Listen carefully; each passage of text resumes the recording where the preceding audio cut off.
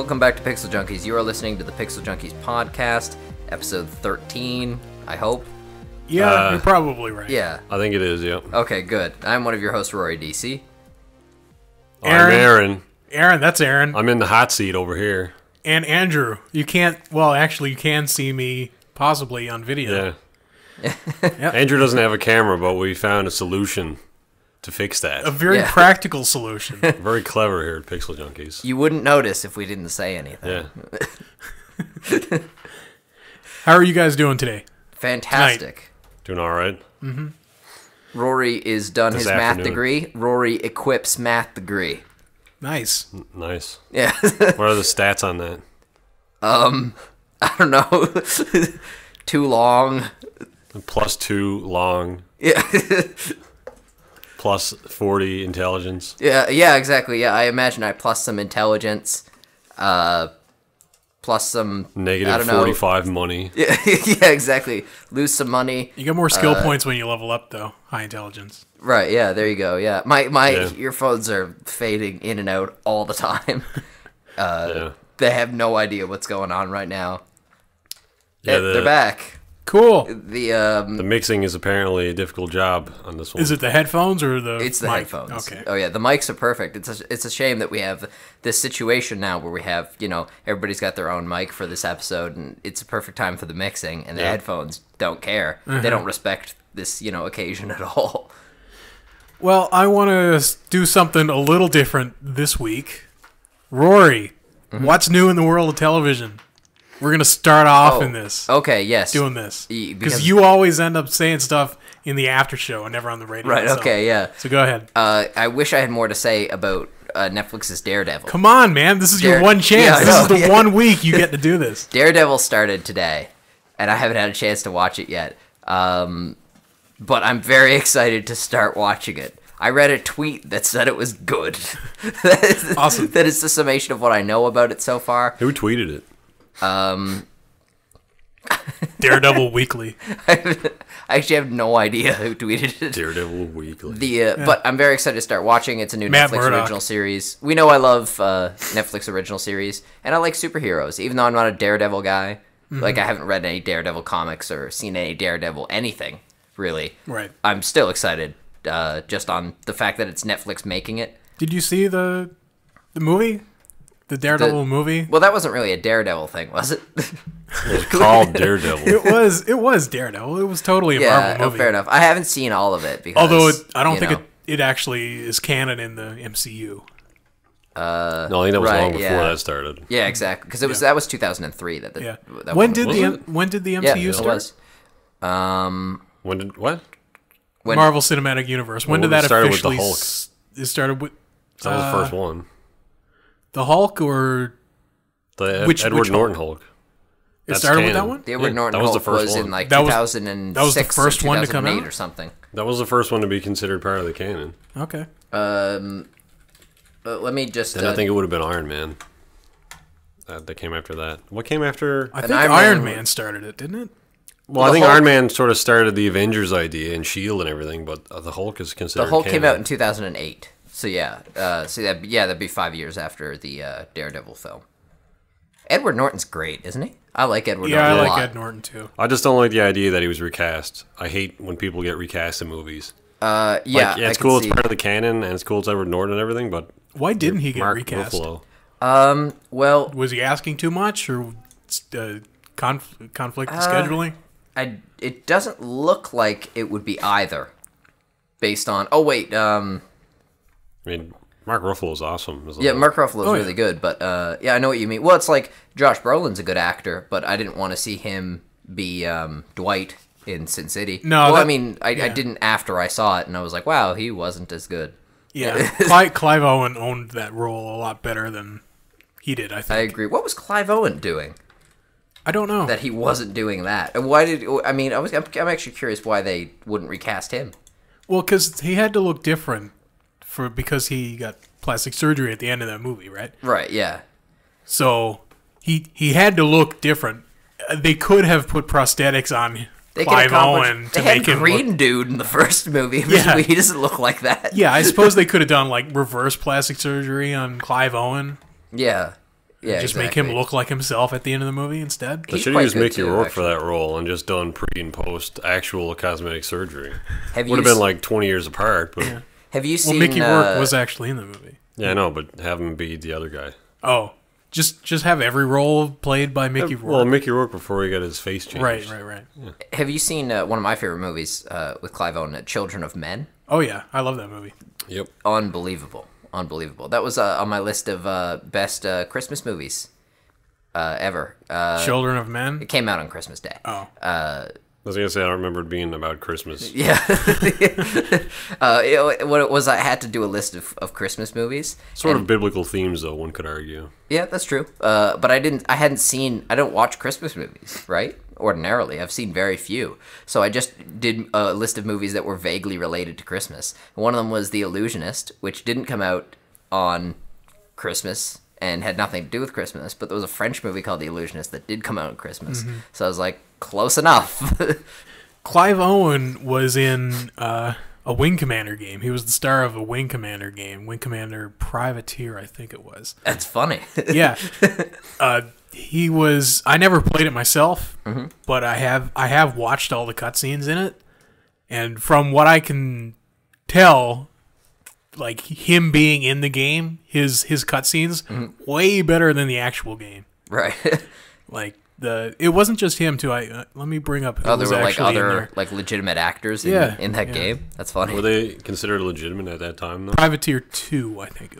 Was that his breakout role? No, I don't think so. I hope not. A horrible game. I hope not. So yeah, Better Call Saul finished up last week. Oh yeah. Yeah. I guess neither of you were watching that. No, I didn't like Breaking Bad, so You didn't? No. Oh.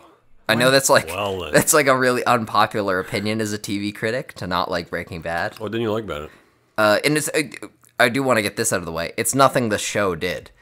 It was a story and especially particularly a visual style that really didn't appeal to me. Yeah, Vince Gilligan definitely does have his own cinematographic style. Yeah, no, that's acceptable. Where it's like an obscure angle that might make a nice photograph, but the characters are also in frame. So it's like, oh, look at the characters while looking at this handrail or something. Yeah, exactly. It was kind of like the way I felt about. Did you guys ever see the film Looper? Yeah, I like Looper a lot. And I know you don't. I think it was probably a good movie, but I was just like, I couldn't get over the visual style. It was so definitive, and it totally accomplished exactly what it wanted to. It's just so far from what I would have wanted it to accomplish. Aaron didn't like the makeup effects. Well, yeah, I thought the makeup was also pretty weird. It was weird. The one thing that threw me off, they did a good job making Joseph Gordon-Levitt look like Bruce Willis. Okay. Except for the one thing, the fact that Bruce Willis's earlobes are detached from his head, but Joseph Gordon-Levitt's are attached. And I keep telling you, as you grow older, your earlobes No, detach. they don't. It's a recessive gene. Your earlobes, they're separate. So like, you can get older, but it doesn't happen. So fail on that part. But the story had too many. Do I have paradoxes. detached earlobes? Yes. I do? Yeah. Okay. Does Rory? I don't know. They're covered by headphones. Yes. Yes, those are detached. Mine are like super detached. We're all old men. We're all like 50 plus men, and we all have detached earlobes. But how was Better Call Saul? It was good. It had a very different tone than Breaking Bad, I think. Like it's definitely fits in that universe the way that the story's progressed and everything. Did Saul die at the end? Yes, he died. Okay. Spoiler. No, I really liked it. Like I think it really came full circle towards the end there. Like they wrapped it up. If they got one season, I could see it going into Breaking Bad from here. Really? And I don't know if they wrote it that way, but I'm really looking forward to another season because it was really... I'd say Vince has taken a page out of Joss Whedon's book about cover yourself with the season finales. Yeah. Make sure that you can end the series after any season. Yeah. Yeah, that's true. And yeah, Josh could have, especially after Angel, like the end of any season could have been the end of that show. Yeah.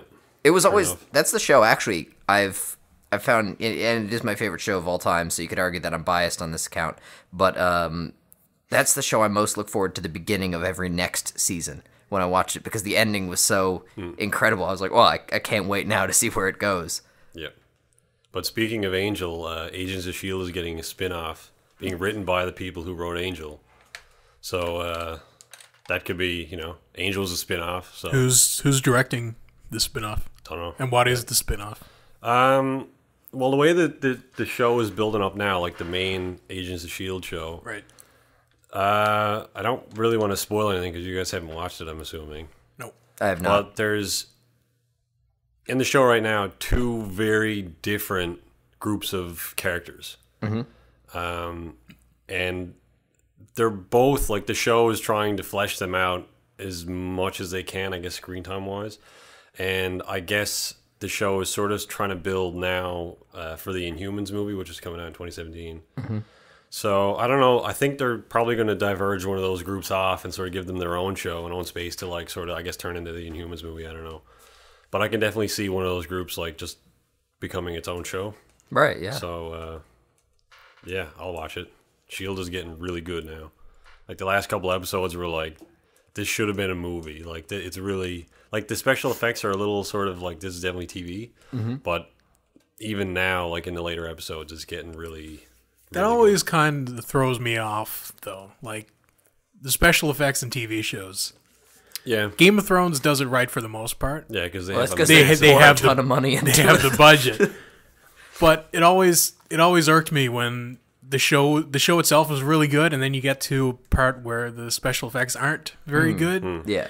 And it kind of brings down the rest of the show for me. Early in S.H.I.E.L.D. it's like that, but Yeah. it gets really good. I almost later feel on. like at that point, why not do the special effects? I mean, Well, why not write in a way to not have to do the special Well, then it effects? would just be like, oh, it didn't happen on screen. It's like, all right, you're watching an action show where none of the action happens on screen. You But know? there are totally ways to make yeah, and action I think look they do right perfect, around it a bit. without having to resort to CGI or anything. Yeah. I think they do a good job in the second season. First season was a little like they're just finding their legs. But second season... Joss I think- Whedon shows usually have, or Yeah. any Whedon shows, Joss or Jed, Yeah. have that effect. Especially Dollhouse, most profoundly Dollhouse, which I think was the show that improved the most throughout the Yeah. season. Even Well, I though it don't was, think two-season Dollhouse run. had many effects, which is maybe why it was so good. Like the production looked Yeah, really exactly. good. Yeah.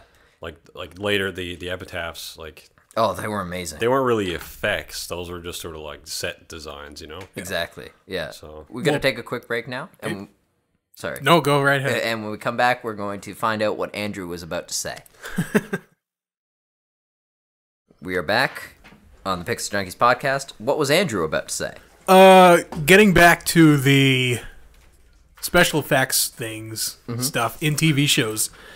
When it comes to doing big elaborate scenes like that, I always feel, and I guess like everybody is going to feel the same way. Practical effects look way better than CGI in almost every circumstance that I can think of. It depends. It depends upon what the show is going for, I think. Because sometimes you can go for the sort of, like, how you say, like, high octane visual Right. sort of thing. But that's a particular thing.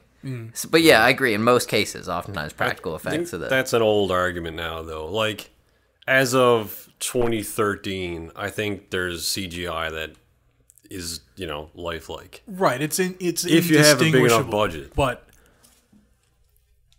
it's always obvious to me. I think when Is it? I think when the director is going for the CGI thing, he goes for something too big almost, and it's over elaborate in a sense. Yeah, I can. Yeah, they're not usually subtle effects. They're not Right. like we don't have this thing, so we'll just put it in and post it. And it'll be like a hybrid scene. It's like Right. this whole shot is CG. But I mean, Gravity was all CG, and I didn't realize. Oh yeah, that. Gravity looked fine, but Gravity was very personally shot. Like there were no huge Yeah, and it was Curran, too, and he's got a good knowledge of, like... he did Children of Men, which we were Right. talking about earlier. Children he's got a of good Men eye is for another- subtlety as well. yeah. I think what it did right though was it never diverged from that aesthetic. It was always CG. It was always a similar shot to the next because they were doing that. So you Right. never noticed an inconsistent like this is real, this is not. What I'm saying though is the camera never pulled back to show everything, like try to get as much in frame as it could. Well, the camera it did, but there wasn't enough to get in frame. I mean, you're in space. right, but the camera always followed her character. Like it never really left her character. It did a couple If times. you're looking at a Michael Bay movie, for example, which is the extreme, I suppose, the camera always pulls back to show these huge. Well, look at the opening shot of the movie. It's like you see Earth, and then it zooms in on. Yes, it starts there, space but shuttle. there's not really much happening. No. Right? I'm talking. But I'm yeah, talking he's saying about there's huge when there's CGI and explosions there's or- a lot of activity on the screen. Yeah. Right. And Like if you're blowing up a transport truck, Michael Bay's approach is to zoom the camera out as far as you can and show as much detail as you can. Yeah, and then Yeah, after that, explosion he'll do a tight shot and then rotate. rotate around. Yeah. And then you got to show the explosion from 45 different angles. But I think a better, like a more, I don't want to say more capable director, because Michael Bay has his style. I'm not going to fault him for having his style. He doesn't direct characters well. But might have made a another good movie. style, and one I would, I guess, appreciate more is one more subtle, where the explosion's kind of happening in the background. Right, As, yeah. You know, as opposed to a huge, Cool guys don't look at explosions and such. maybe, yeah. Kind of. in Cool a way. movies don't look at explosions. Pans away just as it blows up. Like an explosion that doesn't happen, like the focal point of the thing isn't the explosion itself. It's what's happening around the explosion. Right. Yeah, I can see that. Yeah. Yeah. The actually the CG debate is actually happening, interestingly enough, in the world of anime as well, Right. where people are debating now. Animes are often, some of them are starting to go for this more CG as opposed to the more hand-drawn look. And there's a big debate about whether that's it's almost a parallel debate actually, because a lot of people think it looks kind of tacky, almost. I think, and High budget anime CGI looks fine, yes, but there's like a low very budget, yeah, there's a very obvious point where it turns from good to not good. yeah. And that point is very high up in the budget range. So like if you're willing to spend a lot of money, you can make good looking CGI. But if you're willing to spend just a little bit less than a lot of money, it's going to look terrible, and you should Yeah. not do it at all. Yeah, I agree. Yeah, I think that's I think that's really like the definitive thing about the issue on CGI, both in live action and anime. Yeah. Is, like, can you do it justice? If you can't do it justice, you probably shouldn't be doing it. Yeah. The Halo anime, the Halo Legends. There were a couple CGI made shorts. That's the Halo short collection. Right. Yeah. They released. Yeah.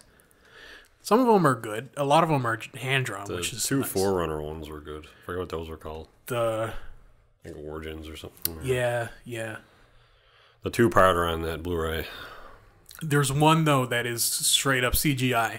That does not look good. Oh no. No.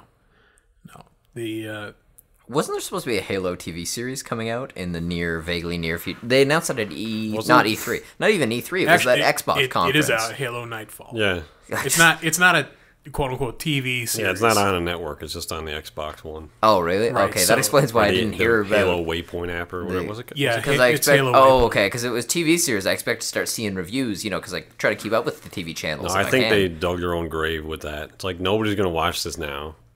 Like Well, who's gonna? fans watch. I watched one Yeah, episode. but how many views do you think they get? Like if they had gone to it through a network, like wasn't there an NBC executive or something at E3 Oh, when they were really? like, yeah, it's gonna be on NBC. It's like, all right, now it's like, nope, it's just on Xbox. I guess NBC pulled out and we're like, screw that. Why is it that when you have an opportunity like this, when you're a company that makes games primarily, but you have an opportunity to do something really big in the world of television, which historically, like going into realms you aren't usually familiar with, has succeeded sometimes. Like Netflix did Knights of Sidonia, an anime which obviously is fairly far outside their area of expertise, but turned out quite well. Like, why is it that they restrict it so much? Like, we talked about this a few weeks back with Crave TV and with Powers. And now I'm just finding out that it's the same situation with this Halo television show. Powers, which I don't even know if it has an international release date at all. So if you don't live outside the U.S., you probably have not seen it, unless you pirated it, which you probably have. Have you pirated it? No, Rory? I haven't. See, that's the thing. Make it like this. The whole exclusive thing must be dying this day and age. Because like if it's exclusive, everyone's stealing it. That's Yeah. just fact. Like don't make it exclusive. People hate exclusive things. Like It's not only don't make it exclusive, make it easily available to Exactly. everybody. Unless it's a console game, there's like it's gonna be stolen. If it's a music or a video or a movie or something, like it's gonna be stolen. Yeah, yeah, absolutely. Yeah, and if you're going to restrict, make it in a way that helps the fan, like we talk about Netflix and how that actually helps us. That's sure, like some stuff is restricted to Netflix, but we get a lot of benefit out of Netflix, not just that TV show. Right. People don't get services for a single product. That's not the way it works. And like I actually just got a new subscription service. I have one now for Crunchyroll, the anime one, and it's fantastic. And I didn't do it for a single anime. Right. I did it because it's like $6.95 a month. Okay. Yeah, $6.95, which is is quite good. So what is their library like? It's really impressive, and more importantly, you get it basically immediately after it comes out in Japan. Okay. So you're getting it, as close to live as we're gonna get in Canada. Right. Is it subbed? Yeah, it's subbed. Yeah, and well subbed as well. Cool. It doesn't totally bombard you with details like in Knights of Sidonia, when every time he walks by the sign that says rice, it comes up with the subtitle rice. I'm like, yeah, I got it. That's the Japanese character for rice. But yeah, very impressive, and that's really what you need to be if you're gonna have exclusive content. I think it's a little much that networks are having it. Like, if you hear about the HBO thing. HBO is great, don't get me wrong, but there's almost not enough stuff to warrant. I'm not even sure if there's enough HBO programming to warrant like its own HBO service. Now is what you're talking, or HBO Go. Yeah, exactly. Yeah, HBO Yeah, like Go. the only reason anybody's getting that now is Game of because Game of Thrones. Thrones is starting this week. Yeah. Yeah, exactly. So it's like, yeah. as soon as that's over, everyone's going to cancel it. Nobody else watches anything else on HBO. What does HBO have? Well, Do you get like a free 3 months of HBO Probably. Go if you sign up? Because if so, yeah. I think now. actually, doesn't Apple TV have an exclusive period or something with HBO? It's like you need. Not sure. It's like a 1 month exclusive. Oh, that's the worst. Exclusives built like, on oh, exclusives. It's like, all right, as soon as Game of Thrones start, you need to have Apple TV to get HBO Go or Now or whatever the frig is called. And then it's like, okay, well, 1 month exclusive period. So you're 4 episodes into this season of Game of Thrones, which is half the season.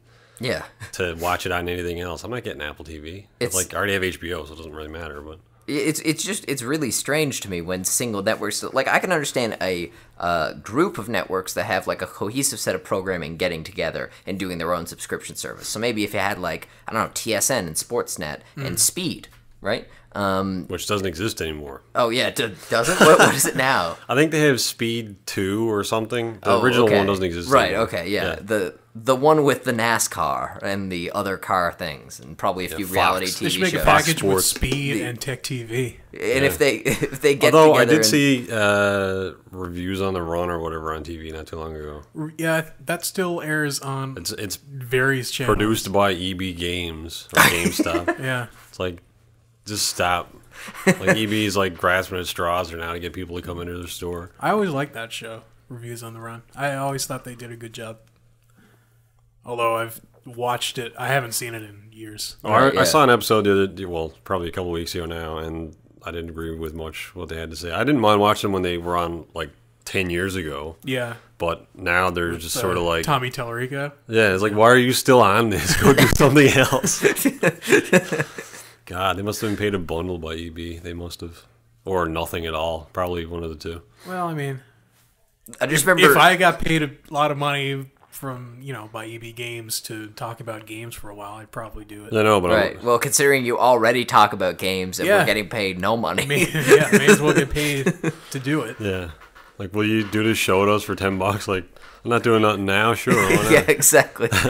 They could even tell me what games to talk about as long as they don't They tell probably me how to talk are. about It's it. probably why I didn't agree with much what they had to say. Well, I just remember EB Games, like, I don't know why I remember this, but I do. Like, a bunch of years ago when Phobia just came out, the Breaking Benjamin album, they did, like, a 3-minute ad for it. And they justified, they're like, but Ben is a gamer. It's like the main singer.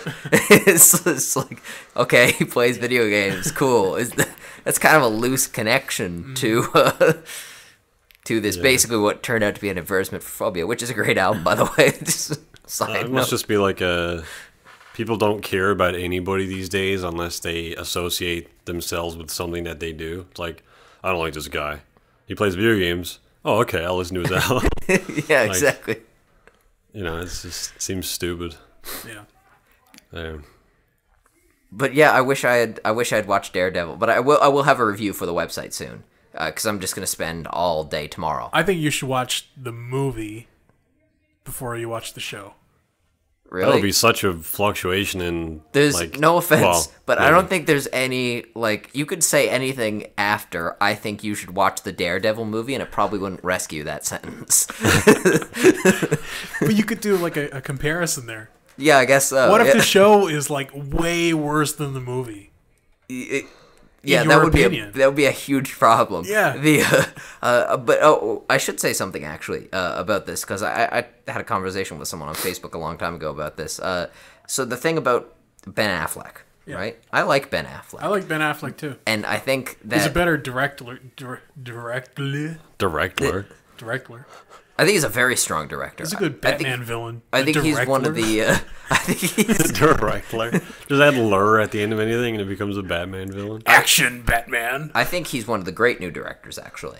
But the thing of it is, people, us, the society of moviegoers, tend to be more forgiving of writers and directors than we are of actors. When an actor plays a bad role, people, give them flack about it for a very long time. But when Akiva Goldsman writes Batman and Robin, then we turn around and smile as jolly as can be when he writes Fringe. We're like, it's good. We totally forgave him for that. And part of it is because the overemphasis people place on actors and how much control they have in the movie. Right. They're just there to read the lines as best they can. I mean, 98% of the time, it's the directors that have control over the characters. Exactly. Right? Yeah, and complete control. And who are at least partially responsible for fleshing out the best details of those characters. Right. And I feel like unless you give the actor a character that's like 90% ad-libbed. Yeah, exactly. Yeah. There should be like a BS clause for when a movie is made. It's like,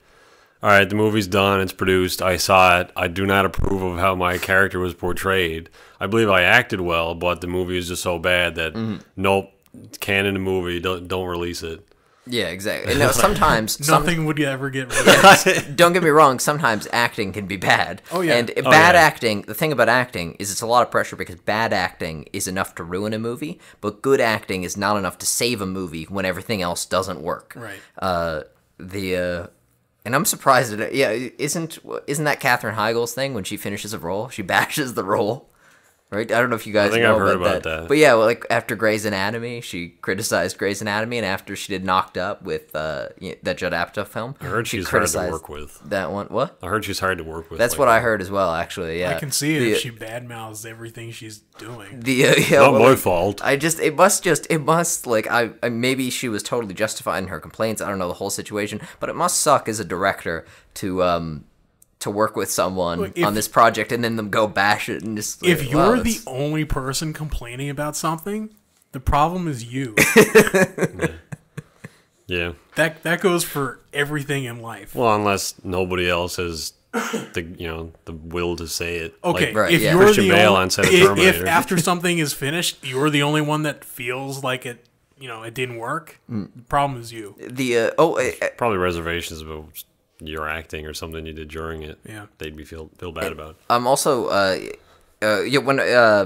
thing about Ben Affleck is that he's we all know he's about to be Batman, right? It was a big thing when it was announced back in the day. He's got the chin for it, I think. Yeah, but there are arguments certainly to be made, and I'm willing to hear any argument from anyone who thinks Ben Affleck won't be a good Batman. That's a totally legitimate stance to take. If you don't think he will be a good Batman, you have a reason.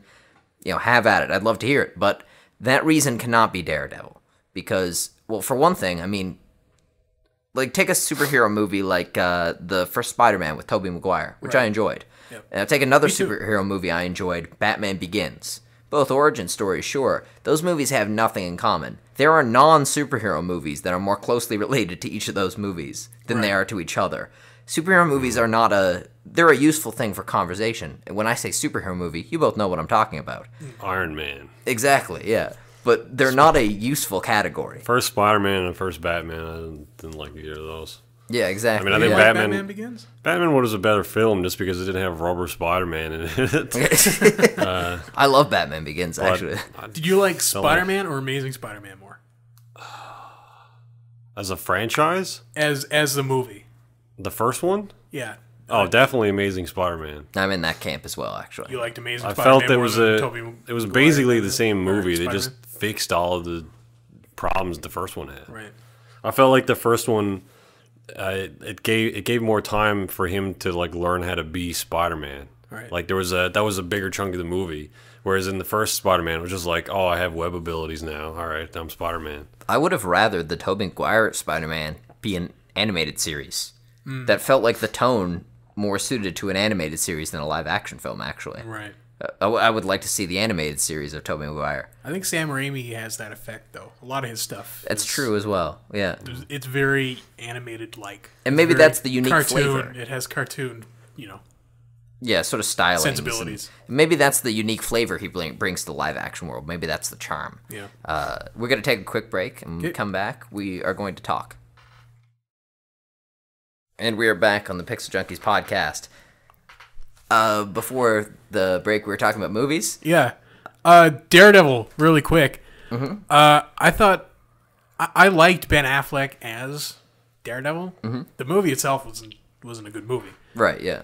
but I thought he did a decent job playing Daredevil. I thought he had the looks, and he had, he acted well on, in a mask.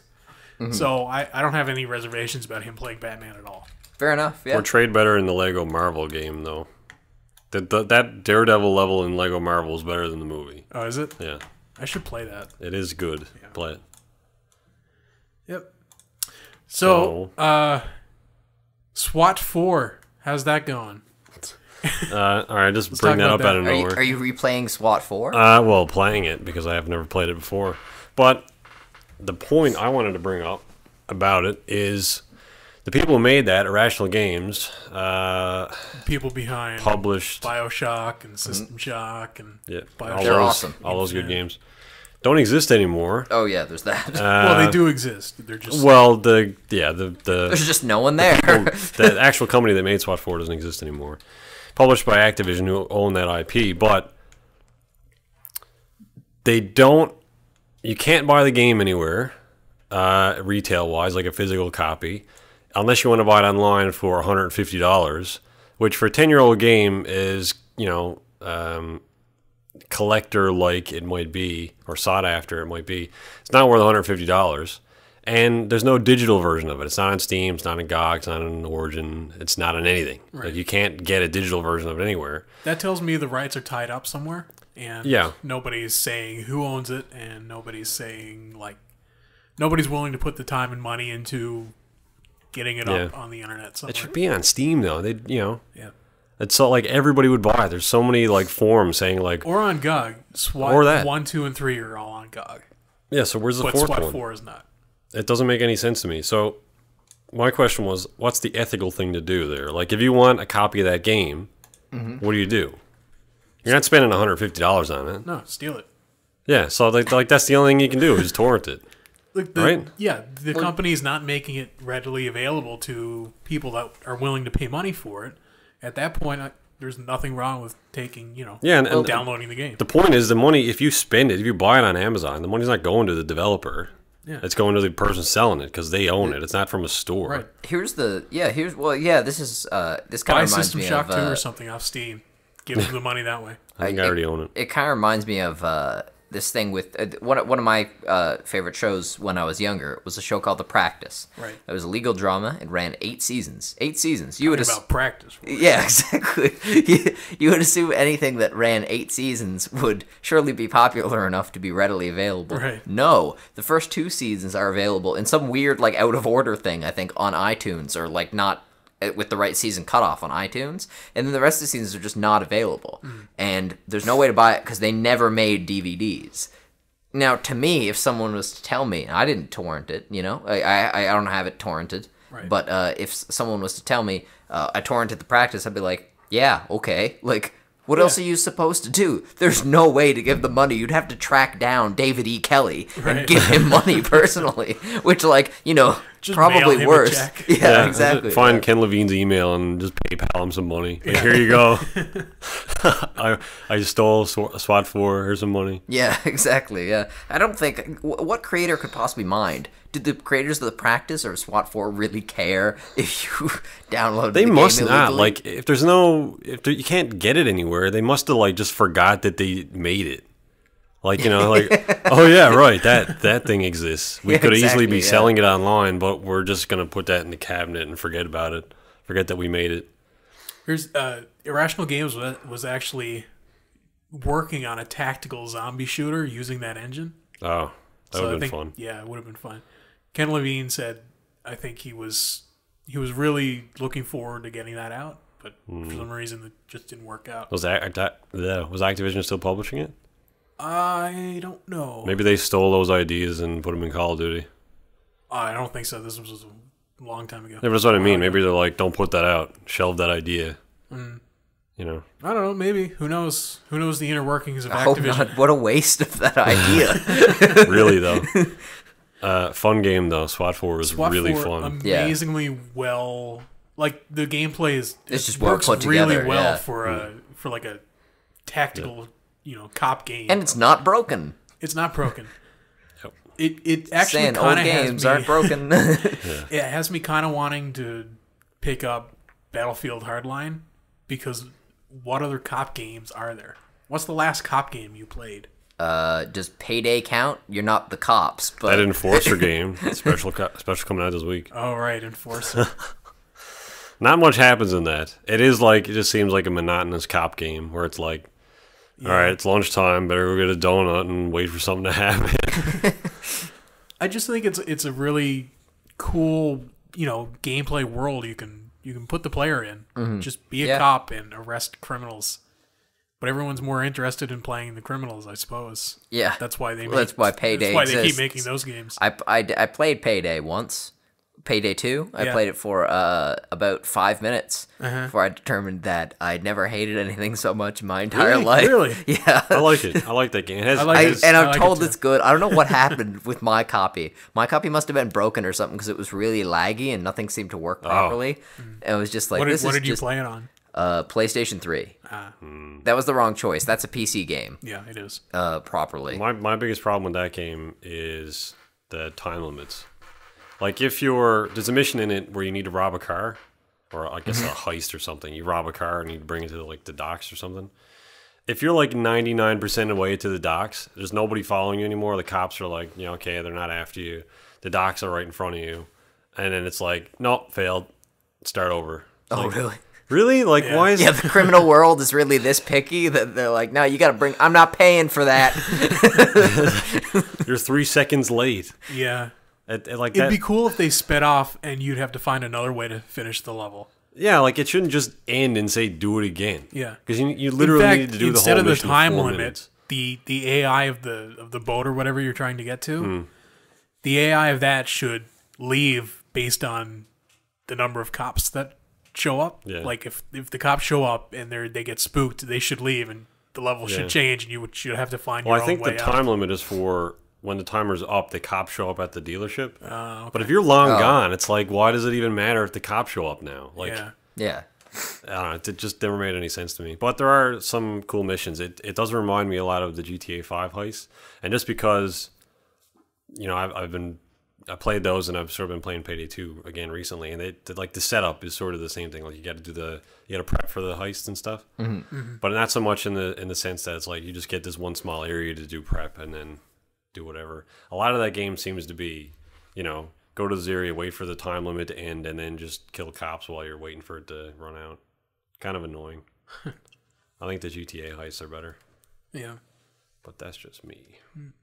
I think for a cop game, I think GTA has a winning gameplay environment sort of thing. Yeah. Like, it's got great gameplay that could be applied to a cop sort of game. Right, yeah. Absolutely. So I think it'd be cool if possibly in a future GTA title you play as like an undercover cop or something. Yeah. Similar to Sleeping Dogs. In fact, I would be surprised if that wasn't one of the things in the works right now, actually. I think if you play it as a hard-boiled cop, then an alcohol, sort of a Max Payne type character. Right, yeah. I think that would work very well inside of a GTA-like game. I don't know if we talked about it in a video or not, but Probably. We talked about a lot of stuff in videos. I know we talked about it at some point, but keep the GTA like the way it is now, sort of GTA 5 style, but have the playable characters, one be a cop and the other one be the criminal that the cop is like after. Mm-hmm. Right, so you can sort of flesh out both points. Right, and then yeah. I guess at some areas you can pick like, I'll be the cop for this bit, so I don't know what the criminal is doing, or I'll be the criminal, I don't know what the cop is doing. So it's like sort But of then like you could just control one and put them somewhere, and control the other one and put them in the same place, and then shoot the other one, and game over. You win. Cop wins or cop loses. or like in I like how Driver, it'd be cop wins or cop loses, always from the perspective of the cop. like in Driver San Francisco, where you can like teleport into cars. Just have like one car drive head on into the other one and kill both of them in a car accident. Oh man, that was funny. That was a fun game. It was funny in online because you could still teleport in cars. It just you'd see a bolt of lightning, and then that's how you know the player would be in that car. Okay. So like you'd be just be driving your car, and all of a sudden there'd be a bolt of lightning, and then a dump truck is like driving right into you, and then you see the person bolt off again. I don't think anybody played that game. Well, you played that game. I don't think so. And Yeah, there was never anybody Dave probably online. played that game with you, but that's yeah, it. yeah, that was it. We only played it for like 2 days, so that was it. Yep. So Cool what else going on ideas, I game-wise? suppose. GTA is coming out this week. Oh tomorrow. yeah, on PC. It's definitely coming out because all the files are preloaded. Yep. So and people have been playing it and reviewing it and talking about stuff. Apparently, it's really good. I'm very excited to try it out. Apparently, it's a good port. Rockstar said they learned a lot from the Max Payne 3 PC version, That's good. which is good because that was a good port. They said that they hope, that they were trying to get GTA 5 to run, I guess, on its lowest settings on like any machine. Right. So it's not like this is top end. You need a $12 million computer to play it. It's like you can play this on your laptop. It'll look like crap, but you can play it on your laptop. I'm looking forward to that. I can play GTA 5 on this laptop. Oh right yeah, here. that'd be pretty awesome. All right. Is it coming out on Mac? Not that not that it matters, but Have does any it of have the a Mac release? Have any of the others come out on Mac? I know San Andreas Voice and 3 came out on Mac. Did 4? I don't know. Maybe. I assume it must have. Maybe. It might not have come out at the same time. Maybe the Rage engine doesn't lend itself to Well, Mac, that said, Apple. all the trailers for it have just said PC. They haven't said anything about Mac, so probably just PC for now. Mm-hmm. Yep. But you'd need like a $40,000 Mac to play GTA 5, especially on that 5K Retina iMac. How awesome would it be if after you finish GTA 5 on PC, it comes up, bonus unlocked, Red Dead Redemption unlocked, and then you can just play Red Dead Redemption on great. PC? We'll know about it day one though. Yeah. Like some guys are gonna be. It gives you a Steam key for Red Dead Redemption. A fully enhanced PC only port. That was the delay. Yeah. It's like I can't tell anybody about it now, but Red Dead Redemption PC. I hope they do that. I really do too. Hopefully they make. I guess we all know they're working on the next one. Yeah, Someone they have is. to be at this Yeah. point.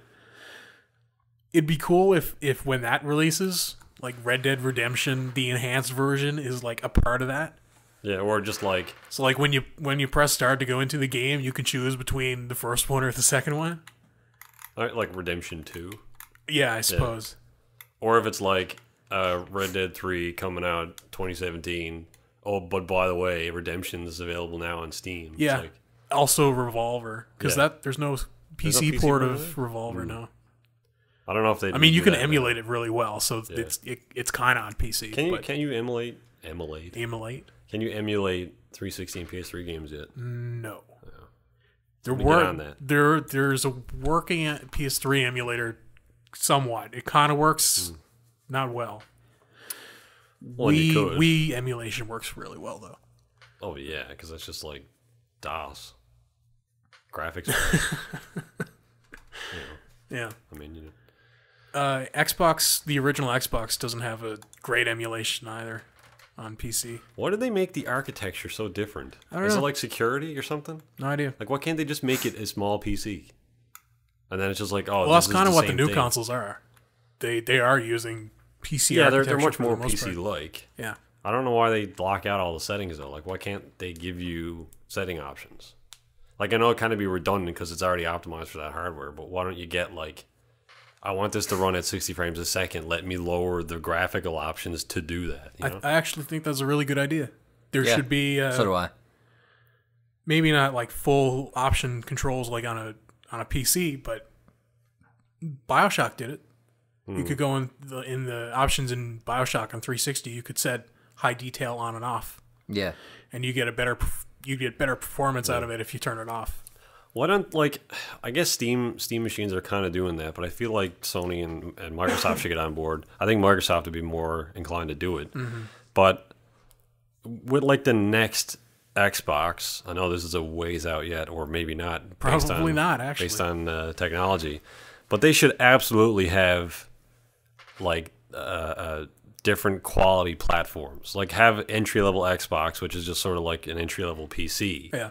Cheaper, you know, and have like these graphics units, GPUs that just swap out like hard drives. You know, it's like, oh, I just bought a more expensive GPU. I'll just slot that in. I think people would get confused. I by think that. for the console, I think for the console market, it would take away some of what makes that market unique.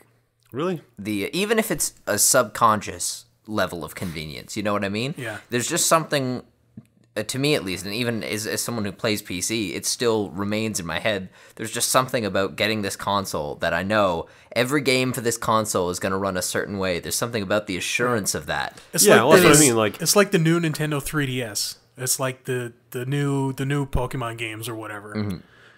You buy that and you pop it in and you realize, oh, I got the poopy version of this.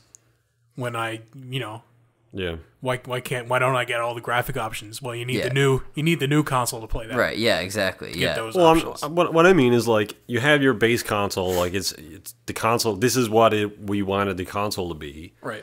but I think it would help keep the console more relevant because in 2 years there's going to be better graphics cards. Games are going to look better on PC. That's just inevitable.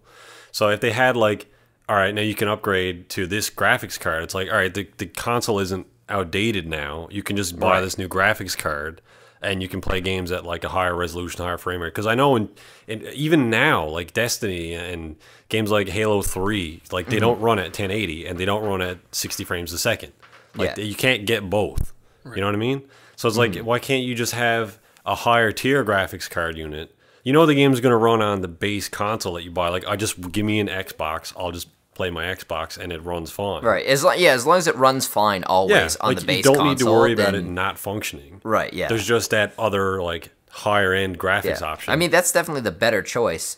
I think that might confuse people. I agree. Like, Yeah, that's like people are like not good at things. no, they're not. People are stupid. Like it's like, so the idea that like it's going to be revolutionary for some people, the idea that they do not have to get a professional, like people are going to be calling electricians to help them do It's that. gonna happen anyway. Like, I bought an Xbox One. How do I on? You know, like or like me when I tried that flight simulator, how do I go? Yeah. And like everyone's like flying around doing tricks. I'm like, I don't know, where's the gas? this is a barrier for a lot of people coming into PC gaming. Like I know for Jordan, it's the money issue, but it's also like Jordan wouldn't be able to. yeah, but is it really? He doesn't that know all big the of a parts that thing? in a computer. I don't mean like take the Like go on a Xbox computer. apart and like there's the power supply and this. I mean, it's like It's you the have thing a you slot. swap out. Yeah. You have a slot, Like the hard drive on the 360, yeah? Right. Yeah, like hard drive GPU, or you just call it hard drive and graphics, or Yeah, storage. just and say graphics. Don't say GPU. That will confuse people. Like, I don't know what that is. But like, I don't see why you can't do that because you can get hard drive upgrades. Well, not now, but like, why can't you get a GPU? I hope that upgrade? happens, and I can't wait to see all the pictures of crazy stuff people have done to their Xbox trying to put in the new GPU. Yeah, it's like, oh, it's upside down. I'll just Yeah, exactly. cram it in there, or take it out while it's on. The slot is completely split in half. Or they're trying to put It didn't fit properly, so I used a screwdriver to bend the pins up. the Titan Z in there or something. I put this $3,000 Titan Z in there. It doesn't work. Doesn't That's another fit. thing. How much would that stuff cost? Probably pretty expensive, Yeah. but I mean, they'd make money on it. Yeah, I mean, Hardcore console gamers would be all over it. didn't Xbox charge like $300 for how big were their hard drive replacements? Not very big. They're like 250 gigs or something. Yeah, I know. I think it might have been the 120s, even when like 360 first came out and they came out with the 120 gigs. but they were like a couple $100, weren't they? $260 or $280. Yeah, But then again, hard drives were expensive then anyway. Back in like not that expensive. 2007. No, but even still, like Yeah, 4 or 5 terabyte hard drive was unheard of then. right. I have a prediction that if Aaron gets his way, someone is going to accidentally leave food in the Xbox when they put it back together. Oh, without a doubt. But I mean, like this, It's like a sandwich in there. these expansions go way back. Like even the N64 had a RAM slot. Yeah, Yeah. Like that. Like I mean, I'm sure people put like chocolate and stuff in there and ruin their systems. Guarantee that And happened. the network expansion port on the PS2. Like there's always been expansion ports on consoles. That's true. I just don't know why. Like but I those things never sell as much as I think. no, they don't. But I companies definitely making think them there's a hope. like just make the Xbox the way you want it, the way it works. This is Right. how we're marketing it. We're not marketing Yeah. the GPU stuff. This is just an Xbox. Here you go. As long as it's not a third-party hardware replacement. Like, oftentimes what happens with things that get added on and accessories to consoles is they're made by someone who wasn't the company. Mad Cat's Mad- GPU expansion Yeah, exactly. And like old works like for 4 seconds. old It's got wireless Rumble. old wireless Nyko controllers GPU. back in the day, right? Like Yeah. when PS2 was out, they were terrible. Like really slow, choppy response time. Yeah. Like, and that's what happens when that's when stuff like that goes wrong. As long as it's Sony or Microsoft making it, it should be all right because they Yeah. know you're only as good as your last product in the world of consoles. Really. Right. I had a wireless controller for a PS2, and that thing was massive. It was like, for a video podcast, it was like, massive. Yeah. Was it one of those like gray Mad Cats ones? No, I by don't even know chance? who I made bet it had a huge block you had to plug into the PS2 as well for the Oh, yeah, receiver. It did. It took 8 AAAs. 8 AAA batteries for a controller, which was like the whole bottom of it, like, massive thing. And it had 3 radio signals on it. Awesome. And then you could plug that into your PlayStation, and it had the same 3 wireless things. It was like went into the memory slot or the controller thing, right? And pretty much if any electronic was on in the house, it just screwed up whatever channel you had it on. It's like, guys, you're playing Gran Turismo or something, like, oh, the car just stops working, and it's like, all right, I'll switch channels. Okay, play for 2 minutes, it stops working. It's like, can you turn the radio off? Like, it's fooling up my thing. I think the Xbox 360 was a very nice console. Great console. I hate those battery powered controllers. Yeah. That is the worst. Like, I cannot believe it. Never have I seen, like, that's the thing. Like, by most consensus, I'm not into the console war thing at all because after a certain amount of time, there's always enough games on every console that, number of games doesn't matter, and most of the things that people argue about doesn't matter. Just play games and acknowledge that PC is the way to go. But the thing of it is, PC I've wins. never seen a more, like, in terms of people having console wars, there was no category where one console had beaten the other console more concisely, in my opinion, than PS3 had with the fact that the controllers were not battery powered. Oh, yeah. Hate the PS3 controller all you like, but not having to replace the batteries was a huge convenience upgrade. They lasted no time at all. But yeah, not having to switch out the batteries, Yeah. huge plus. I like the Xbox controller for that, to be on the other side of the fence here. For the batteries? Because you could get the internal ones. You never had to, but you could just get the rechargeable packs. Yeah. And it's like, oh, this is dying. I'll swap it out. Done. I Yeah, don't need but- to sit 3 feet, 3 feet away from my PS3 while the freaking controller charges. Yeah, I suppose that's true. Could you charge it on your fax machine? Is that Well, you could charge it while you're that's what playing I'm wrong- like if I'm like batteries, I might as well be faxing people. Well, you can get the. I was gonna say you could just have 2 PS3 controllers, but then you're spending just as much as you would be if you got a rechargeable battery pack. yeah, like So there's- You want to talk about also? You want to talk about controllers not lasting any time? Look no further than the PS4 controller. Oh, man, yeah. that is horrible. There's no like who didn't think of that? Like who didn't run a test that's like, hey, there might be a problem with this light that does nothing. Like It doesn't affect me that much because whenever I play PS4, as soon as I'm done playing, I just plug it back in. right, yeah. Like have to. the controller just lasts as long as my playtime lasts. For the most part, I never Oh, I never okay, really yeah. have to swap controllers. I run out a lot. Yeah, It only yeah. lasts Because I watch like 2 Netflix hours. and stuff, right? Like I watch Netflix on my PS4, yeah. so you know you can easily Can you get a remote? Do they have remotes out for PS4s? I have no idea. Actually. I've got a remote for PS3, but it's not compatible. Oh, it doesn't work? No. Oh, really? Well, I hope they have remotes, because that would resolve the problem, unless they put a big, gigantic light on that thing, too. Yeah. Like, why was that? Like, I don't understand. Like, that's not a helpful design feature. What does the light actually add, besides... The only thing that I know of that color. is it allows motion tracking with the eye.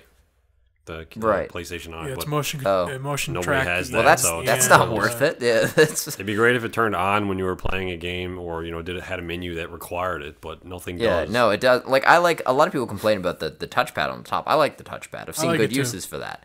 But actually, when that controller first came out, everyone we had seen it, but we didn't know anything about it, and so. For all intents and purposes, visually, it looked like a touch screen, actually. So for a long time, we all thought it was a touch screen, and we were worried that it was going to suck up all this battery power, because, you imagine a touch screen of that size on a controller. Don't worry about that. And it was like, oh, well, it's a good thing it's a touchpad. The controller will last a really long time. Nope. No one told us about that light. I'd like the light more if you could change what color it was, like whenever you wanted. Yeah, like the... Like, I understand, lighting effects. Like, that's the thing, with Alienware cases. And let's face it, when you buy an Alienware, you're buying the case. Oh, yeah. Absolutely. That's the thing you're buying the shiny lights. That's the thing you're paying Furthermore, for. you're buying a Dell. Yeah. That's the thing. Like, if you're buying a gaming PC and you decide to buy an Alienware, you're doing it for a reason. And I admit the cases are incredibly nice. Like, that's the thing you won't get. Some of them are incredibly nice. Yes. Some of them look like giant bricks of bad-looking stuff. I kind of like their cases back in the early 2000s when they had the slits on the side. They looked like gills or something. Well, but I haven't seen any that. The thing about the Alienware cases is they're very convenient. Like they're designed with a lot of detail in mind, right? For exactly where the USB ports are. Like they're put in a very strategic place. But that's the thing you get at Alienware that you don't get everywhere else. Right. And at least with the lighting on that, you can change it to suit your needs. Yeah, and it's also not an. I've had. Well, Aaron knows this. I have 6 cases down in my basement just from past builds. Right, yeah. And all I do is do my research about the case I want and what you're saying where the USB ports are. Yeah. Just do your research. Yeah. you can build something nicer than any Alienware for a lot cheaper. Well, and if you're going in that direction, if you want to, you'd probably be better off with Falcon Northwest or something like that. For your gaming PC, if you're gonna want to spend a lot of money, I'd absolutely recommend just build your own. Yeah, that's the better way to go. There's no doubt about that. It's not hard at all. No, it is not. Spending the time. And we are back for the Pixel Junkies podcast after Seamless. Solid job, Rory. Thank you. I just looked over and there were more digits in the number for time than there usually is. I was like, why are there so many of those? It's like, numbers increase. We've gone over an hour, and so they've added the radio show is just going to cut off at some point there during the whole PC talk. Yes, but yeah, what we were saying before about PCs, really don't be intimidated by building your own PC because it's not difficult. No. They're designed to fit together. It's just like a jigsaw puzzle that you can afterwards play a game on. Well, it's not even as complicated as a jigsaw puzzle. There are five pieces that are very obvious. It's very obvious that these pieces go together in a very specific way. Yeah, exactly. Getting them at first though can be a little worrying because, if you're buying them online, like I did, because you can't get anything in this province to build a computer that is not low in the lowest of the fucking low that you can possibly get. I'll just get this GTX 220 from 18 years ago. But making sure that, your graphics card will fit in your case, and making sure that your motherboard is the right size, because there's different size motherboards. The right size case.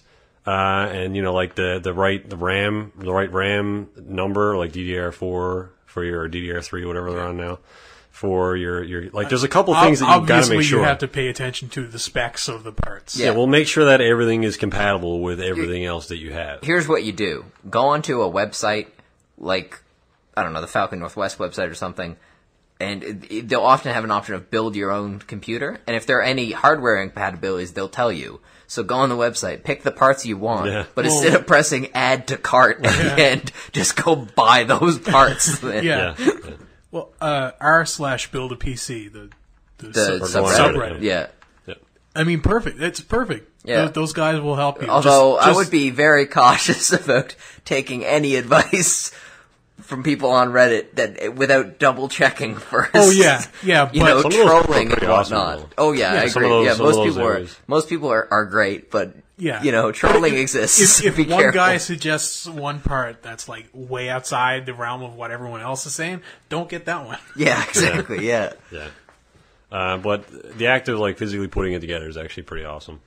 Because I built 2 PCs. You built most of the first one, and weren't available for the second one, so I just decided to do it myself. Yeah, that's fun. It's a fun experience, and it's not hard at all. No. The biggest, and the sense of accomplishment when it works at the end is great. Which, by the way, is the only option. Like if you turn it on and it turns on, you've got it working. Like if something's not in the right place, don't worry. You won't be like, I wonder if it's working. You had some trouble I had with an your issue. fans. I was absolutely blown away when I turned it on and it worked. Because the first one we had, the RAM wasn't seated properly or something, right? Right. And it was a RAM error. Like it didn't know how to boot off more than 2 gigs of RAM or something. So we just had to take the RAM out and boot it and then put the RAM in. Yeah. To install Windows. And that took us forever to figure out. But with this one, it just booted up fine. I was like, all right, what's the problem here? But we did have one issue in that the water pump, I have a radiator in the back, and those require 4-pin fans, and the fans that I bought for that were only 3 pins, so it was going at max RPM all the time. The 4 pins, I think, allow the motherboard to control the speed of the fans. The 3 pin are always at full speed or whatever you set them to. Okay, yeah, sure. They can only have their own settings. So the 4 pins were connected to the radiator itself. So the temperature of the CPU dictated how fast the fans would spin. Yeah, that's the way it's supposed to be set. Sure, yeah. But since Aaron was using 3 pins, it wasn't doing that. So I was running at like 2,900 RPM for a few days until we decided to install the fans that came with it. It sounded like a jet engine, basically. Oh, okay, yeah. It went from being like deafening to you can't hear it. Yeah. So that was great. I have a issue right now with my case. Yeah. Because a dog ate one of the foam. If you need a new case, come over to my house and see if there's one you want. Do some shopping. Yeah, seriously. Because it's on these 4 sort of like I don't know, rubber materials, right? That protect the floor or whatever, and one of them is missing, and so it's kind of tilty, which makes me really uncomfortable. But yeah, I'd like to do doing something with your hard drive and just give it a knock on the loose corner. Like, there goes the drive. But I was going to say, like, the most rewarding thing about building your own machine is you know everything about it. You know all the parts that are in it, true, you know where they are, you know how they work, you know where it's routed. So if you ever have an issue with it, it's like, oh, it's this. Yeah, It's not like, oh, I've never looked in this machine before. I don't even know what color it is. It's like... And you learn from your mistakes, like anything. Yeah, exactly. The first time you build a machine, you're going to have uh-ohs. And, that's how you realize, how to do it properly. And it's also how you realize what kind of products you like as well. Right. Like, do you like... NVIDIA? Do you like AMD? These are the sorts of things that you get when you AMD and ATI can suck a big fat cock. Some people like those things. I have sucking fat cocks. I have one of the. No, AMD does. I have one of the 7800 series actually in my PC right now. No, I don't. Well, I have a 6-core processor, so I can do some of the physics stuff. Now you can't sue us, AMD, because we're on both sides. So I can still do some of the physics stuff, right? Which is handy. But yeah, only when you start, oftentimes when you start building a PC is when you start paying attention to these details and you can fully customize your PC. Like, sure, you could do it without actually going through the process of building a PC, but, that's part of, like, getting into it. It's part of the experience, I think. Right. Does ATI have, like, a control panel option for, like, game settings? Yes. Do they? Yeah. Okay. So that's, like, would be on par with NVIDIA in that sense. Mm-hmm. Okay. Yeah. Yeah, NVIDIA and Asus are like the two greatest companies in computer gaming, as far as I'm concerned. Yeah, they are excellent. Yeah, I actually have an AMD processor as well. Yeah. Which is served me quite well over the years. I'd like to build a AMD, like a straight up full AMD build. I think Really? that'd be a cool project to do. There are a couple cool cases with like AMD, and I think it's a Scorpion is what they use as their logo or something, or at some point. Yeah. There was a cool case I saw with the Scorpion on the side, and I could it see said that, yeah. AMD on the side of the case itself. Yeah. So it'd be cool to build that. I guess I should have straight up prefaced AMD. with why I hate AMD so much, and that I used to have the 2900 XT, which didn't know anything about graphics cards at the time, so I just bought it from Future Shop. He went to Future Shop and said, "Give me all the best stuff." And Give me they the gave best him all stuff. the best stuff and charged him $3,000 for it. Yeah, so they were like, I was like, give me all the best stuff, and they were like, this guy doesn't know jack shit. Let's give him all the shit we can't sell. So I got that card. Worked great for a while. Yeah, ran Half-Life 2 really well. And then it just decided to refuse. Great game. It refused to play anything except shit that ran only on DOS and Half-Life 2. So it's And like, that okay. wasn't enough for you? Man, I was like, oh, I want to play Crysis. Nope. Oh, I want to play, Battlefield. Nope. You can play Portal and Half-Life 2, but anything else, nope.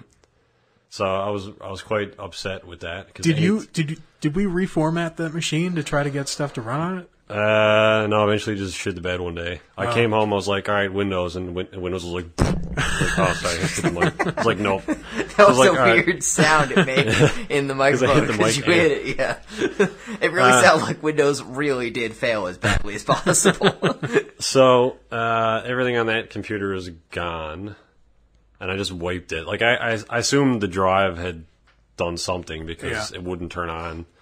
So I wiped that drive and put the XP. Now it would have been 7 Ultimate on it at that time. Yeah. And still suffers from the same issue, even though like it was a brand new install on that machine. Really?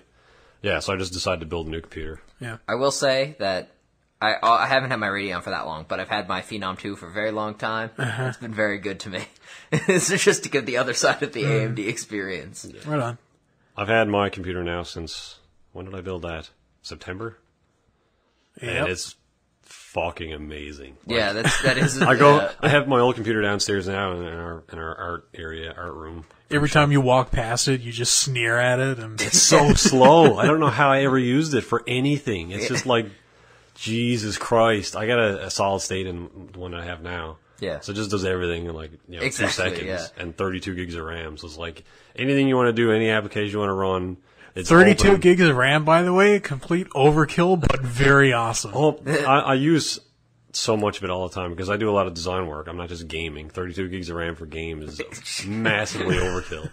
But for like Photoshop and video editing and stuff, it works because I'm usually at like 20 gigs of RAM. It's not uncommon that I'm running 20 gigs of RAM. The solid state is absolutely the biggest technological leap I've experienced in my years of playing on PC. It's unbelievable. As far as like things you can upgrade in your computer to make an improvement, solid state is like, Absolutely. Yeah. they're really insane. expensive, and it's almost like too expensive to bother with yet. Yeah. But I mean, they're so awesome. yeah, it's Like, oh, let me reboot. it's not 4 going to be seconds the later. only one. You're going to have a standard hard drive in there as well. A yeah, for 120 gig solid state is not terribly expensive. Yeah, that's Like, what I have. it's- Yeah. It's just when you go from like, oh, I'll have this 5 terabyte hard drive. Like, you get a 5 terabyte hard drive for like almost the same price. Actually, Right. probably cheaper than a 1 terabyte solid state. Right? So Yeah, it's if Yeah, it's that on sounds sale, about yeah, right, yeah. definitely. there's a gap there space wise. Eventually, it's going to get to the point where it's easier to manufacture a solid state drive because they're just a chip. Right, but I mean the amount of improvement you get from just installing that solid state and just putting Windows and maybe a game on it, Yeah. that makes it worth the cost easily.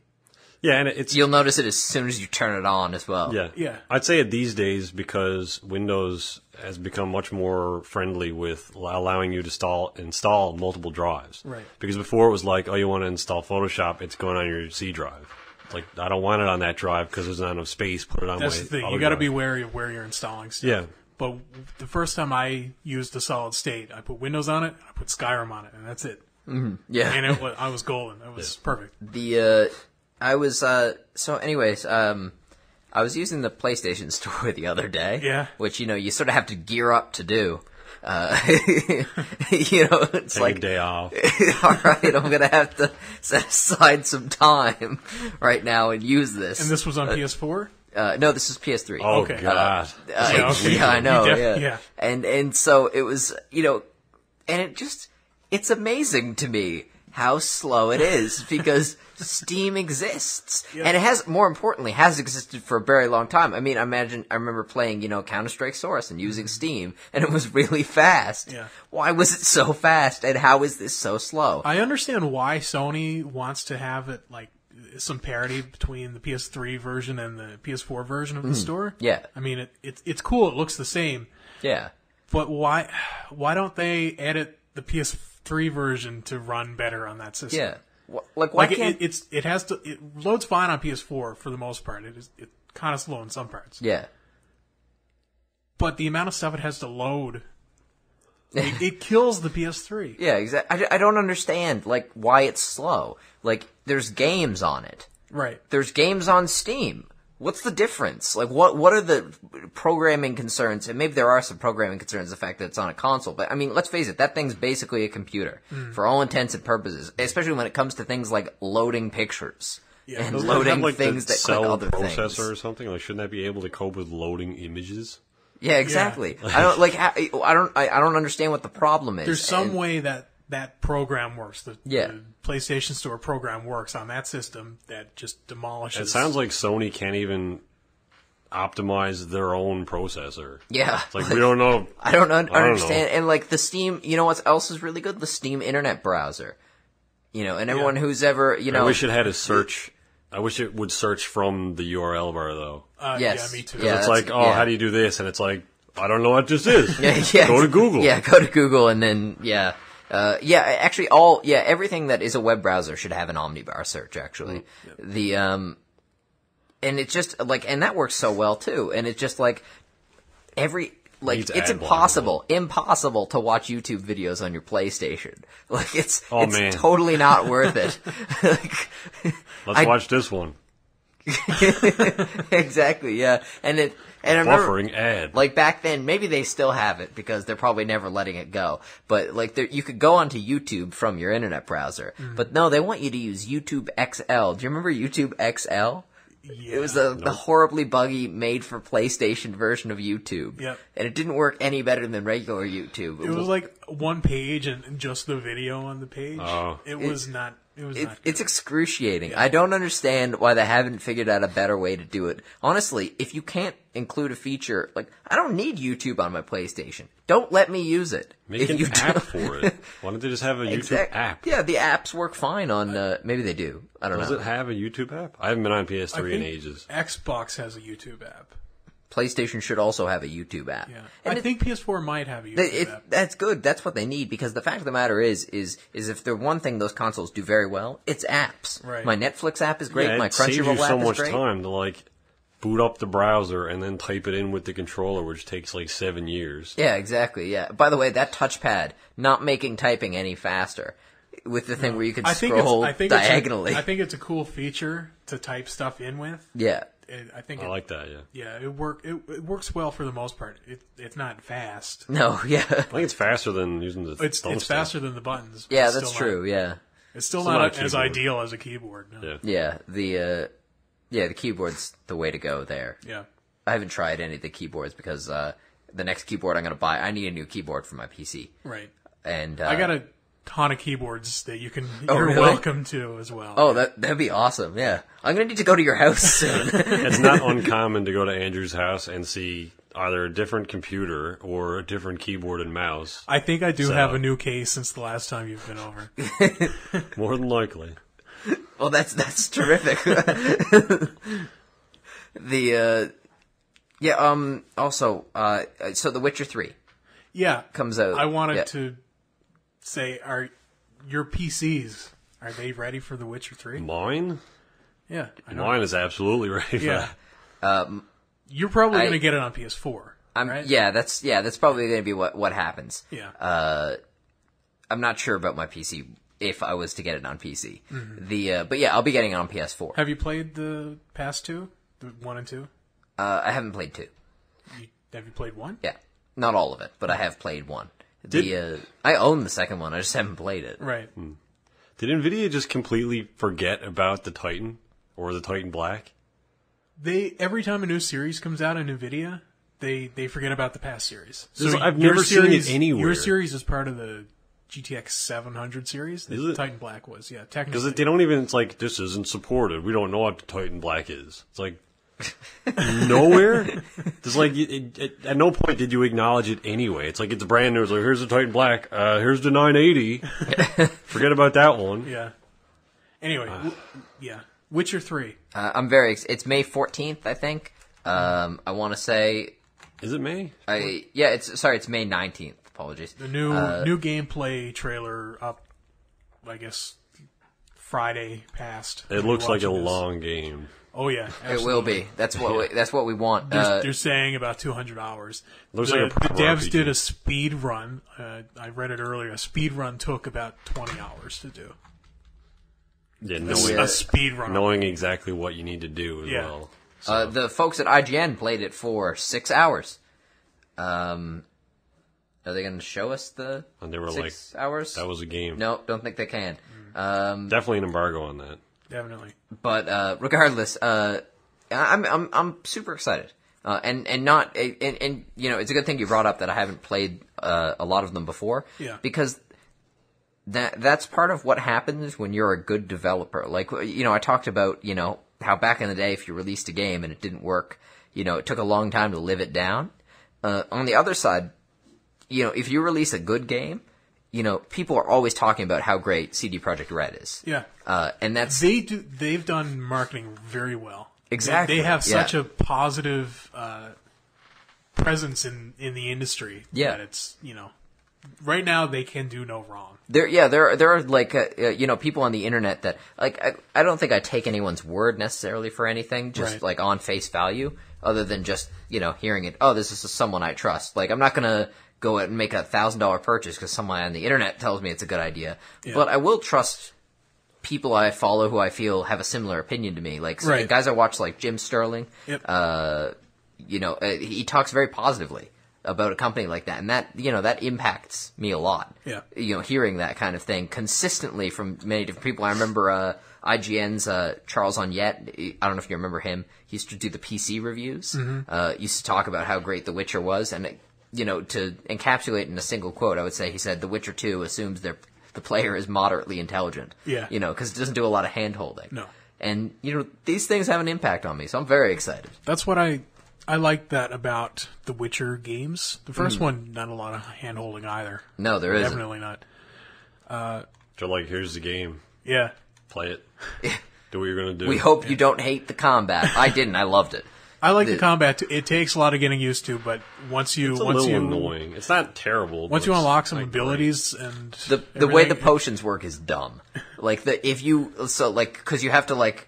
I forget which click it is, but it's not the intuitive click. You have to, like, right-click on a potion to drink it or something in that game. Which, probably. But if you left-click, it makes a noise to signal... what the noise is supposed to signal to you, that didn't work. You haven't drank the potion. But it's a potion-drinking noise. Like, it's a noise that sounds like you drank the potion. Doesn't one of them drink and the other one equip? So it's like... You just equip the potion. Now you still didn't drink it. Yeah, but you exactly. have it in your hand. Yeah, that's what it is. Yeah, it makes like a potion drinking noise. It's very confusing. Yeah. I will say the story in the first one, the story in the second one is really good too. But the story in the first one of the best stories I've seen in a video game. Yeah, I've experienced in a video game. Very, very well done storyline. It doesn't seem like it at first, but once you get through the game... I like the story. The gameplay is just repetitive thus far. Yeah. Thus far in it. And I haven't played it since last time, so... Very good, though. I'm not as far. Yeah. I think May is going to be a good month. Mm-hmm. We have The Witcher 3 coming out on the 19th, and on the 15th, well, on the 1st, Avengers Age of Ultron, all that stuff. On the 15th, however, Mad Max Fury Road. I think this is like the crux of the year. Because like we got... Definitely, I think. Yeah, for sure. I mean, we got GTA is coming out this week. Game of Thrones starts Sunday. Yep. Mad Men's on the go.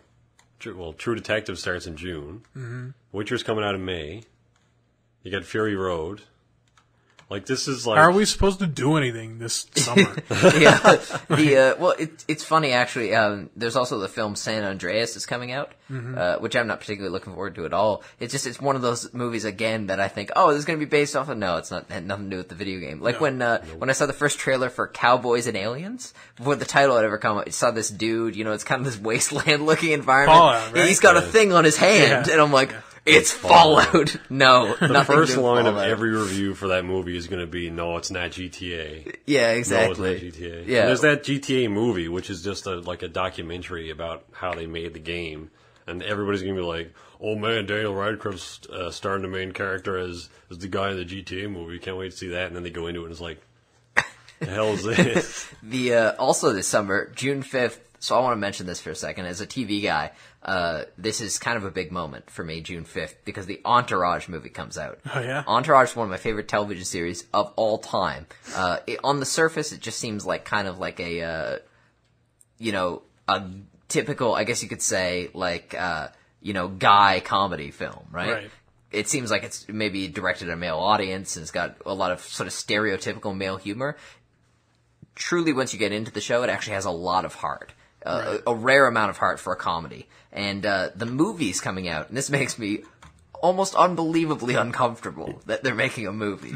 And it's going to be very hard to follow up, because there's 8 seasons of a show that I've, spent time, loving these characters for 8 seasons. And then to make a movie about it, it's going to be hard. Like, it feels like, presumably there are going to be people watching this movie who haven't seen the show. Mm-hmm. And it's going to be very hard to get the, all the importance out of the characters. Because it does follow the series. It's not like a prequel or something weird like that. Right. So I'll be very interested to see what people who haven't seen the show say about this. To say there's a lot of people in this movie really doesn't cut it. Actually, can you bring up on your computer right now, can you look up the Entourage film Wikipedia page?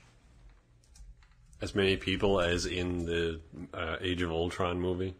More. There are so many the Wikipedia page, and go down to the cast section. Oh, crap. That's a lot of people. I know. Hey, Aaron, for point of reference. Yeah. What's the budget for that movie? $30 million. All right. It's funny because most of these people are just playing themselves. Yeah, they are, yeah. Piers Morgan as himself. Yeah. Piers Morgan? T.I. as himself. The thing about Entourage is it was known for its many celebrity cameos, because it's based off the life of Mark Wahlberg. That's like the premise of the show. Is he in that? Yeah, he is in it, actually. Okay. He's also a producer on it. So it'd be like about his life, but he's not in it. And it was like... Mackie Mac. Or it's like, I should say loosely inspired, because apparently like after the first season they ran out of stories about Mark Wahlberg and just started using other stories. But it's the idea of a guy gets famous and he brings his, 4 friends, this bunch of misfits with him to, Fameland, California. Not much happened in your life when you run out of ideas after one season. And, it's meanwhile, Larry David got like 2 shows on the go. Well, the interesting thing about the show is, although on the surface they bill it as a movie star and his 3 friends, the show's main character and the guy who gets first billing is actually the best friend who becomes the manager of the movie star. And the show it's not really about a movie star. The show is about a young guy with no college degree learning the world of the movie business with his best friend who happens to be a movie star. So this is like Birdman. I don't know. I haven't seen Birdman. So Birdman's about theater and not movies. Well, I think we can confirm now that Entourage, the movie, is going to win Best Picture. Yeah, exactly. Can you imagine? All the movies we got coming out this year and freaking that. I mean, not to bash it, but... No, fair enough, yeah. These like $1 billion movies. You got this $30 million movie winning the Ed O'Neill is in it. Has anyone else here watched Shaquille? What?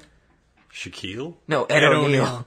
Oh, I thought you said Shaquille. Or I thought you said O'Neill, man. Ed O'Neill's in it. He was on. Did you ever see the show Married with Children back in the day? I like that Or show. Modern Family. He's the dude, right? Yeah, he's the main guy. He's actually, interestingly, he's like a big practitioner of Brazilian Jiu-Jitsu. It's like just a random factoid about He's Ed O'Neill. old as hell now. He's 68. Yep. Is he good on Modern Family, though? Yeah. I have never seen that show. Sort of Is the it same good? character. Yeah, it's good. I mean, it's very modern, so... They did an episode recently that took place entirely on a computer. And it was actually really good. Like, it was a lot of, like, Skype and FaceTime calls and stuff. Mm-hmm. Okay. And it was just sort of like they had the back and forth of, like, talking to this person and something happens. So it wasn't like a computer world like we'd see No, in it wasn't. Community or Not something. like Futurama Okay. or anything like that. Or that one episode of Pokemon So with the seizure flashing. two pretty big gaming franchises got confirmed sequels coming out this year or maybe next year. Call of Duty Black Ops 3 Yay! is coming out. I'll be Jordan here. Fucking Call of Duty. Just be yourself. I'll do That's Jordan. exactly what you would say. I'm being Jordan. You gotta Gotta pull your almost knock shirt this halfway up your gut to be Jordan. There you go. Fucking Call of Duty. Yeah. I'll put this up for some reason. There you go. And then I'll be Adam. There you go. And Deus Ex, Yes. Oh, yeah. Okay. Mankind Divided was confirmed. Not a horrible If franchise. what you're going to do is get Deus Ex, Human Revolution, if you're inspired by the sequel inside, I'm going to play the other one. Get the director's cut. Oh yeah, Yeah. get the director's Yeah, cut. just throwing that out there. That's going to that- be was that- important. Do you own Human Revolution on Steam? Yes. I think it's the... Do you own the director's cut? I have the DLC. You should play the director's cut. It combines the DLC and the game and changes some of the boss fights. I think I have that one.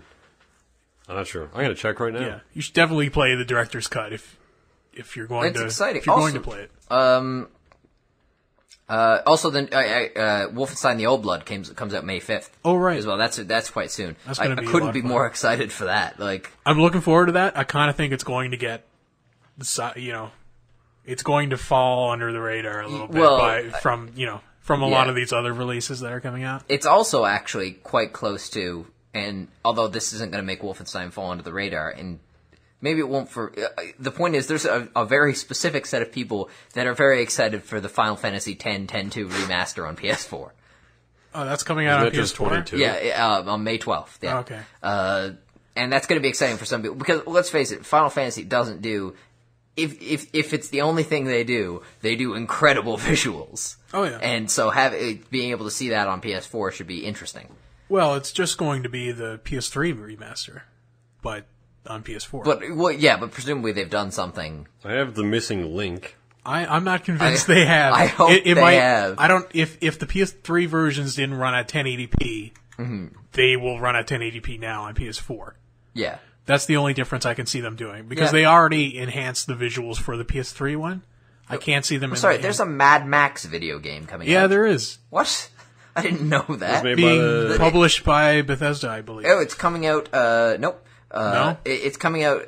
Published by WB. Ah. It's coming out the same day as Metal Gear Solid 5. Oh, screw Boy, that. did you guys pick a bad day to Screw release that.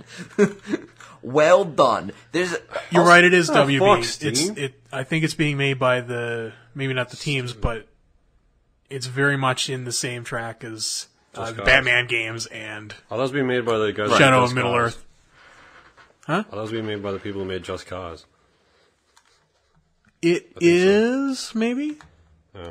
I just Well, went yeah, into no. The developers are the same as the people who developed Right. Just Cause. The publisher is WB.